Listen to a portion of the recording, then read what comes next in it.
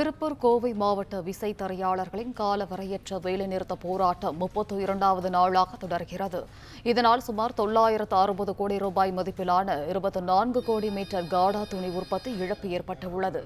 கூடுதல் விவரங்களை வழங்குகிறார் செய்தியாளர் செந்தில். வணக்கம், விவரம் என்ன செந்தில்? கூலி உயர்வு உள்ளிட்ட கோரிக்கைகளை வலியுறுத்தி திருப்பூர் கோவை மாவட்ட கூலிக்கு நெசவு செய்யும் விசைத்தறியாளர்களின் காலவரையற்ற வேலைநிறுத்த போராட்டமானது 32வது நாளாக இன்றும் தொடர்ந்து நடைபெற்று வருகிறது.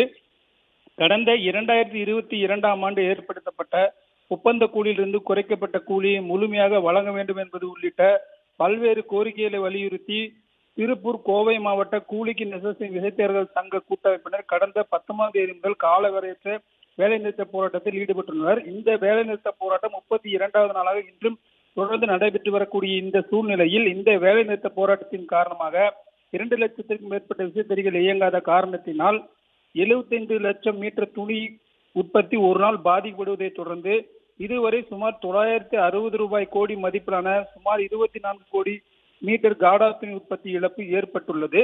மேலும் விசைத்தறியாளர்கள் 11 பேர் கோவை மாவட்டம் சோமனூரில் காலவரையற்ற உண்ணாவிரத போராட்டத்தில் இன்று 5வது நாளாக கோரிக்கைகளை நிறைவேற்ற கோரி போராட்டத்தில் ஈடுபட்டு வருகின்றனர்.